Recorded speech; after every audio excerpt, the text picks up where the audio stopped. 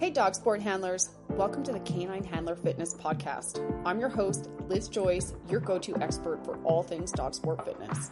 Whether you're running agility, doing protection work, tackling search and rescue, handling a tough tugger, or just looking to build strength for a lifetime of adventures with your dog, remember, you are half the team, and I'm here to help you stay strong, mobile, and injury-free. Join me as I break down the unique demands of handler fitness, speed, strength, endurance, and everything you need to perform at your best, both in and out. Let's stay strong, stay in the game, and keep doing it. Hey y'all, and welcome back. Today is the first of 3 in a mini-series all about why programming for dog handlers, and specifically agility handlers, is different than general workouts. Because you can grab a workout anywhere, but workouts are not going to shape and sculpt you and turn you into an athlete that is going to show up for the demands that your sport and lifestyle requires.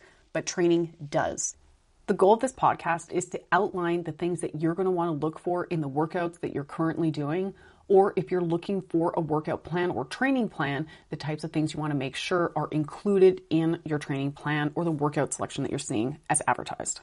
This is prompted by me being asked several times by clients and prospective clients, what is the difference between what you offer and what I can pick up doing general fitness? It's also prompted by a common thread of conversation that I have with agility handlers who think that they only need to be training their lower body and their core because that is what their sport needs. So we're going to talk about it. We're going to be talking about your upper body, how we train your upper body for agility. We're going to be talking about your lower body, the specific demands that handlers need. And we're also going to be talking about your core and tying it all together. Because training for agility is completely different than just doing upper body workouts that you find online. And y'all deserve training that transfers. I see how much work and effort and blood, sweat, tears, finances, time, you pour everything you have into agility. And the least I can do is show up with a program that meets you where you're at and helps you get where you need to be. Let's get into it. First, we're going to hash out why the upper body matters, maybe more than you think. Most people think of agility as a lower body sport, but the upper body is doing massive amounts of work. And here are some key ways. It's maintaining your posture while you're sprinting. It's bracing against unpredictable forces. The stronger and more coordinated and powerful your upper body is going to make you run faster. It also helps you stay balanced when you are tracking a dog, tugging with a dog, encountering uneven surfaces when you're hiking with your dog. When you're playing tug with your dog and you're getting pulled in different directions, that is not only a lower body sport, and as an agility athlete, you need to be training for these things so that you don't get hurt and so you're a well-rounded athlete. It also stabilizes the ribs, so that your pelvis can move efficiently. The stability for the pelvis comes a lot from the top. People often confuse this and think that it's primarily a lower body or a glute issue. And actually, it is primarily a core issue. At the top of the pelvis, the top of the bowl is strong and stable, which again has a lot to do with your upper body and how your upper body has balanced strength, etc. When your upper body and your core are strong and stable, your hips have a much more stable place to move from, and that is going to make you a better athlete too. And handling for any sport is a full body experience. There is no such thing as just legs. If your upper body game is falling short, you are going to lose out on potential in your speed, in your breathing, your running mechanics, your stability, your reaction time, and obviously always something that we talk about all the time is injury resilience. What this really means for you is that your upper body workouts as a handler are not here for aesthetics. It's your performance engine. Sidebar, I'm also here for aesthetics and you are too. Don't fret, I also have that covered. I know that's an important thing and that is also included in my programs, but as an agility athlete, when you're talking about what are the differences, these are the differences.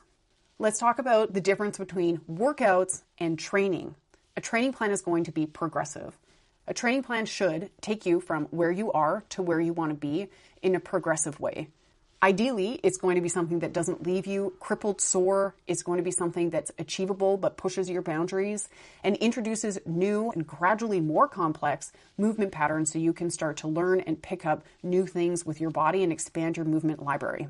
A typical upper body workout that you might find would include things like chest presses, rows with the cable or with dumbbells, bicep curls, tricep extensions. And these are all fantastic movements. And they focus on muscles, muscle engagement. They're also all very isolated. What you need as a dog handler and an agility athlete is training that builds relationships. You need your shoulder to be able to communicate with your rib cage. You need your rib cage to be able to communicate with your pelvis, because when your pelvis is connected to your rib cage consciously and you train that, your pelvis is going to be more connected with your foot strike. All of this plays together in a way that makes you more efficient on course. Think about it like relationship. Yes, you can totally do a shoulder press, and that's a great exercise. And if you're doing a shoulder press that also helps you learn how to transfer power from your lower body to your upper body, or you're doing a shoulder press while you're having to do a stability exercise at the same time, those things are going to help you develop a bigger movement library, keep your body stable, strong, and ready to do what you need it to do on course.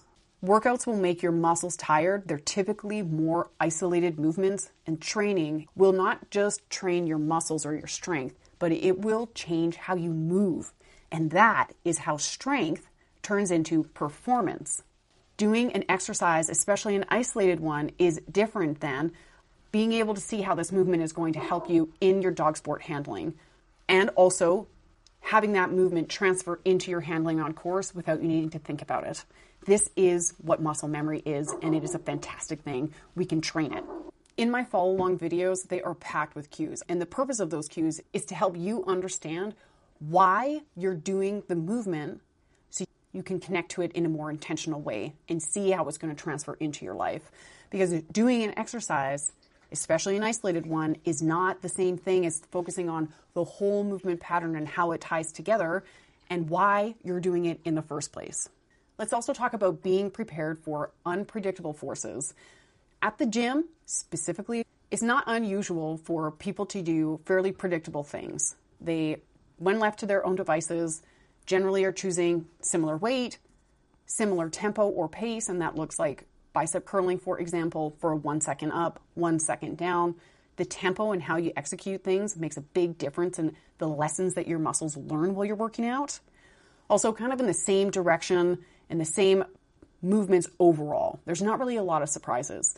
But as a dog handler and as an agility handler, your life and the demands on your body do not look like that at all. When you're tugging, for example, the dog can hit that tug really hard, change directions, thrash with their head, sometimes with their whole body, really dig into it. And they're not always predictable in how they move. The force on your body is not in a straight line, and it isn't predictable. You need to vary how you're doing all of these exercises. Your body needs to learn how to stabilize under unpredictable speed, decelerate force that you didn't expect, and also maintain posture while the world and your dog is moving around you. These things require anti-rotation, cross-body stability. Reactive strength is a huge thing that gets overlooked in so many workouts and programs.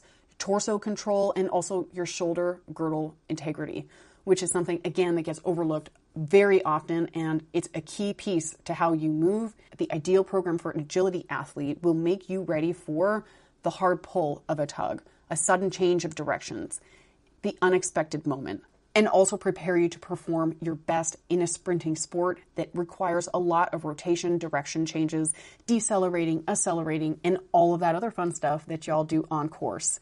Workouts generally are not designed with these purposes in mind. As an agility athlete, you need more complex. Let's talk about how your upper body strength will transform how you run. This is something most people don't think about often enough. When you're sprinting, if your upper body collapses when you're sprinting, if you get tired or if you hunch when you run, your pelvis orientation is going to change. Your stride is going to shorten. Your breath is going to tighten. Your diaphragm is going to be able to expand or contract in its full range. Breathing in general is going to be a lot harder. Your neck is going to get tight, and your speed overall is going to decrease. A strong, well-organized upper body is going to keep your ribs over your pelvis, allow your diaphragm to work, create a clean and powerful arm swing, because the more powerful your arms are, the more powerful your legs are going to be also. It will also help improve your rhythm, improve your timing of your sprinting, and give your power somewhere to go. This is something to keep in mind. When your upper body strength is intact and it's ready for the demands of your sport, it will make you faster. Not exclusively because you're stronger.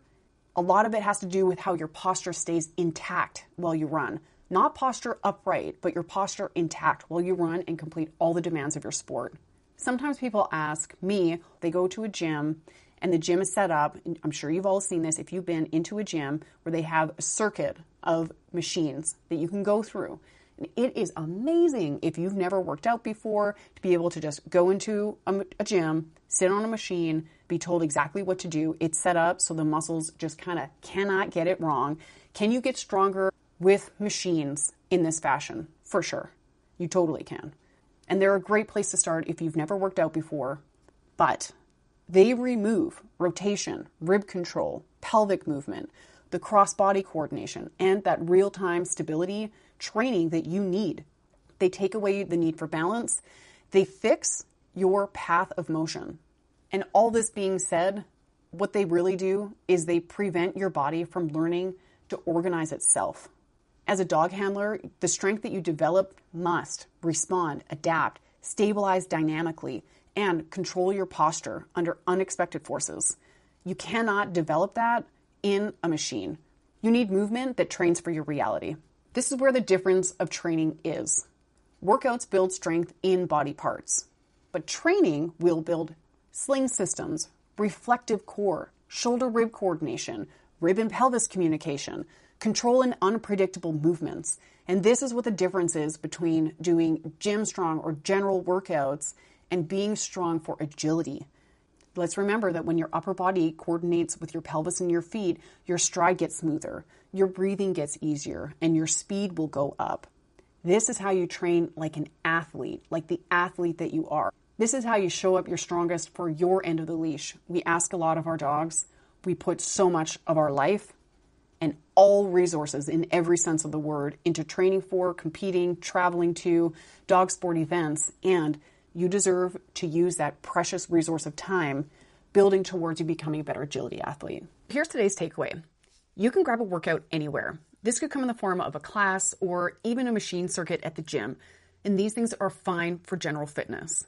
But if your goal is to learn to transfer strength and take the new skills to improve your agility handling, your performance, and what you're ready to do on the course, there are a few things you want to look for in a plan specifically for your upper body.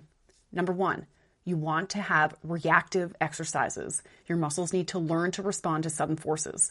This comes in the form of self-loaded or dynamic moves, such as a push-up where your hands leave a surface. You could even clap at the top if you want to be fancy. You also want rotational exercises built in so that your shoulder and your torso can move together in coordinated patterns. This can look like half kneeling rows where you're adding a twist to the movement.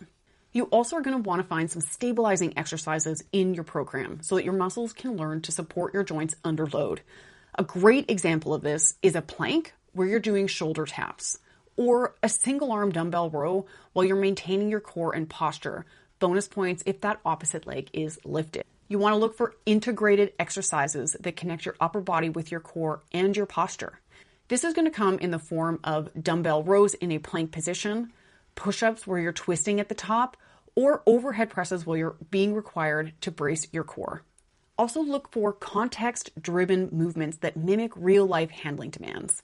A great example of this is an anti-rotational or Pallof press, where you're holding a band at your chest height with straight arms, and the band is at 90 degrees to the center of your arms.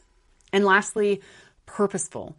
Your time is precious, and make sure that every movement is going to strengthen the muscles that you need to help organize for better handling, teach your body lessons that are going to transfer to your runs, and also are going to improve your performance for handling. This is going to look like progressive overload, so gradually adding more weight into your overhead presses, into your horizontal pulls. Again, we want to be doing these things with a split stance. We want to add some type of stabilizing or dynamic aspect to them. And of course, single arm band work, targeting the shoulders, back, and arms to help you with sprinting and tugging. These are key things that you want to look for that are going to help ensure that the work you're putting in is going to transfer directly to your agility performance rather than you just moving weights. And really, that's what to look for when deciding where to spend your training time. Part 2, we're going to move on to the lower body and why that looks different too, and I hope you tune in there. I'll see you next time. Thanks so much for being here with me today and choosing to spend this time investing in yourself. I hope you feel encouraged to take action. Even the smallest steps forward will add up in ways you didn't imagine yet. If this episode gave you something to think about or lifted you up, please share it with a friend. You never know who might need these tools today. And remember, for more information and practical tools to help you get stronger and more confident both in and out of the ring, head on over to caninehandlerfitness.com. You can also find me on all the socials under the same name, so come on over and say hi. I'm here to help you build the skills, knowledge, and belief you need, Jules. Keep going. And most of all, keep showing up for yourself. You've got this, and I'm cheering you on